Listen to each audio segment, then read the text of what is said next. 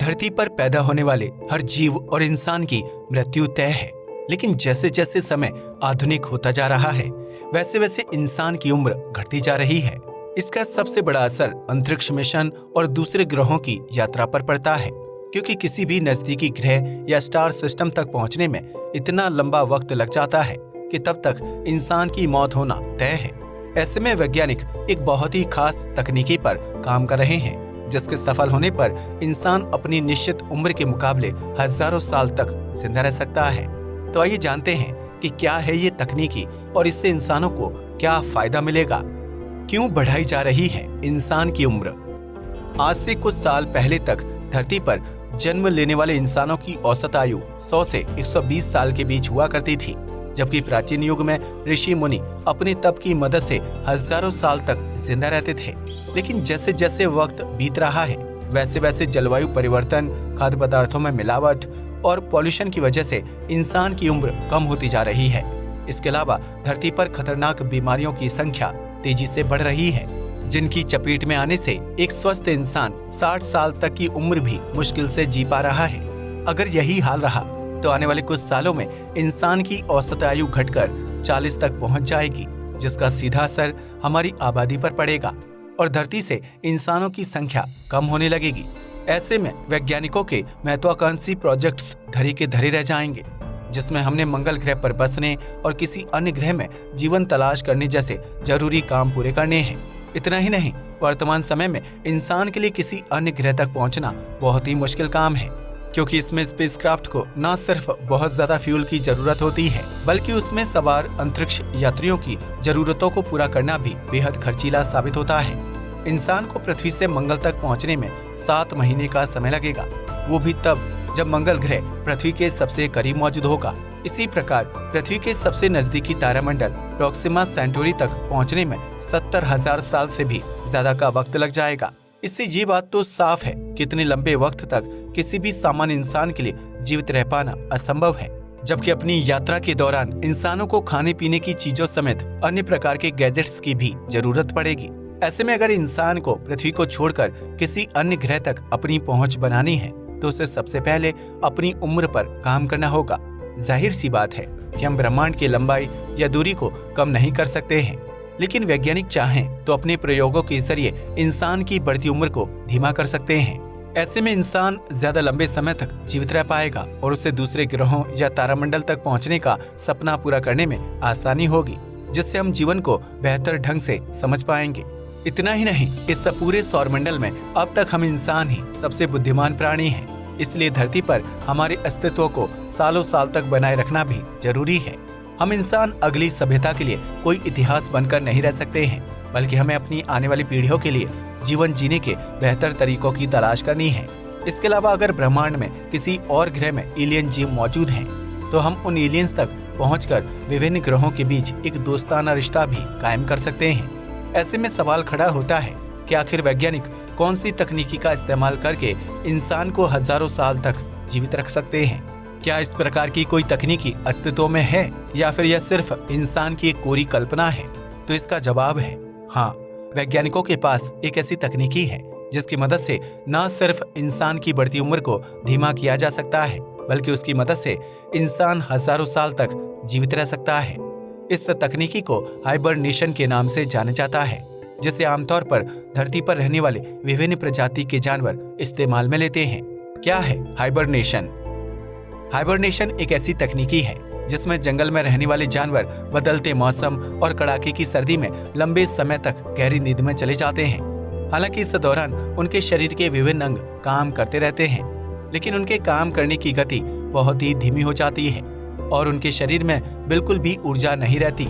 लेकिन हाइबरनेशन की वजह से कई जीवों को कड़ाके की सर्दी में खुद को जीवित रखने में मदद मिलती है, जिसमें भालू से लेकर सांप, मेंढक, गिलहरी और चमगादड़ जैसे जीवों के नाम शामिल हैं।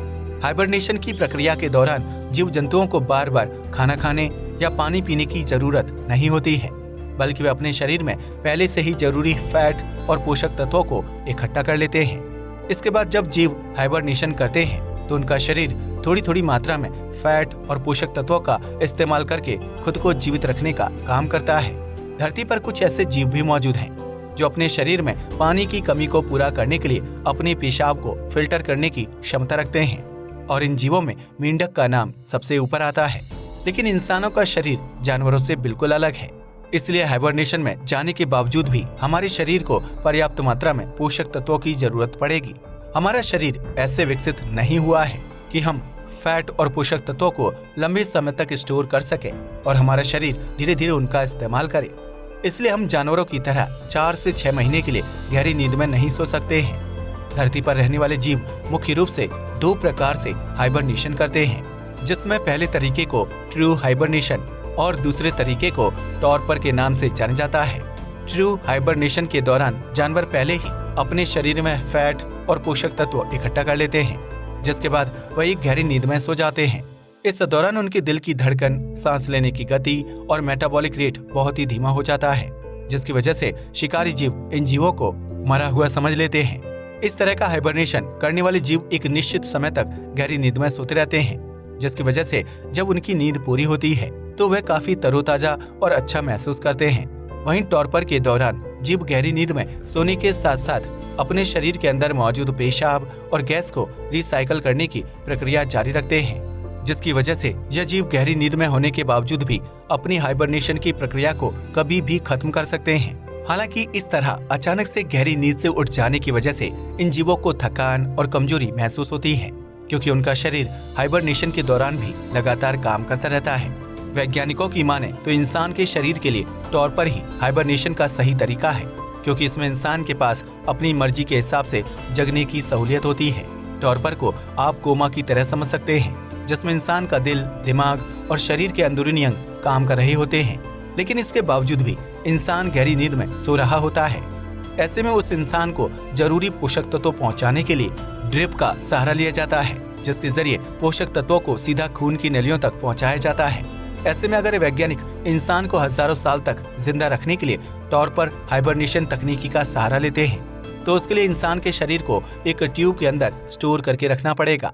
इतना ही नहीं, इस दौरान इंसान के खून के तापमान को भी कम करना पड़ेगा, ताकि वह आसानी से फ्रीज हो सके और इंसान को लंबे समय तक जीवित रहने में मदद करे। इस दौरान हाइबरनेशन में गए व्यक्ति की शारीरिक जरूरतों को पूरा करने के लिए ड्रिप के जरिए उसे पानी और फूड दिया जाएगा, जो सीधा रक्त कोशिकाओं तक पहुंच जाएगा और शरीर को जीवित रखने के लिए पर्याप्त फैट, कैलोरी और अन्य पोषक तत्व प्रदान करेगा। हालांकि इस दौरान हाइबरनेशन कर रहे व्यक्ति के ऊपर पल पल नजर रखनी होगी, क्योंकि उसके शरीर में ब्लीडिंग, इन्फेक्शन, लिवर डैमेज और खून के थक्के जमने का खतरा पहले के मुकाबले कई गुना तक बढ़ जाता है। यही वजह है कि वैज्ञानिक हाइबरनेशन की प्रक्रिया के ऊपर ज्यादा से ज्यादा रिसर्च कर रहे हैं, ताकि इसके खतरों को कम से कम किया जा सके। ह्यूमन हाइबरनेशन की प्रक्रिया में एक खतरा ये भी है कि अगर इंसान की बॉडी को नींद के दौरान कोई खतरा होता है, तो इस स्थिति में उसकी मौत होने के चांस बढ़ जाते हैं। ऐसे में वैज्ञानिक इंसानों को हाइबरनेशन में भेजने के बाद उसकी बॉडी को लगातार मॉनिटर करते रहते हैं, जिसमें इंसान बिना कोई शारीरिक क्रिया किए जिंदा रहता है। हालांकि रिसर्च से पता चलता है कि जब इंसान अपने हाइबरनेशन से बाहर आएगा तो उसे काफी थकान महसूस होगी और उसके शारीरिक अंगों में दर्द भी हो सकता है। ऐसा इसलिए होगा क्योंकि इंसान का शरीर लंबे समय तक रेस्ट में होगा, जबकि उसके अंदरूनी अंग धीमी गति से ही सही लेकिन लगातार काम कर रहे होंगे।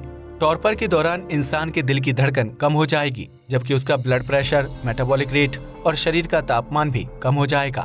हालांकि इन सब के बावजूद भी इंसान जिंदा रहेगा, जिसे लेकर वैज्ञानिकों ने एक प्रयोग किया था और इस प्रयोग के दौरान इंसानों को 14 दिनों तक हाइबरनेशन में रखा गया था।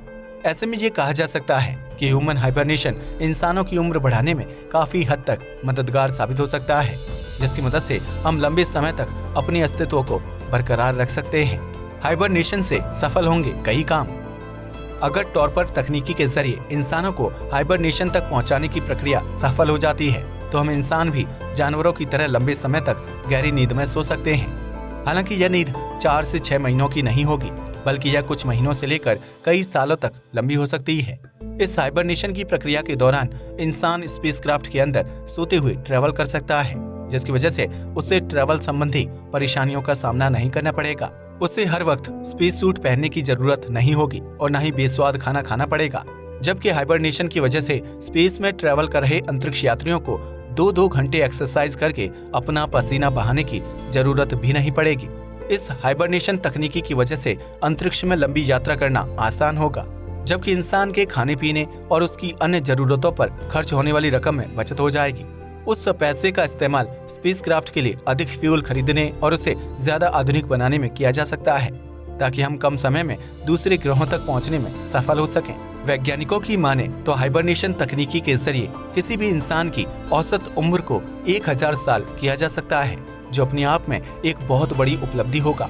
ऐसा नहीं है कि धरती पर पहली बार इंसान की उम्र को इतना बढ़ाए जाने का प्रयास किया जा रहा है, बल्कि प्राचीन काल में ऋषि मुनि योग और ध्यान के जरिए अपने शरीर की जरूरतों को कंट्रोल करना सीख जाते थे।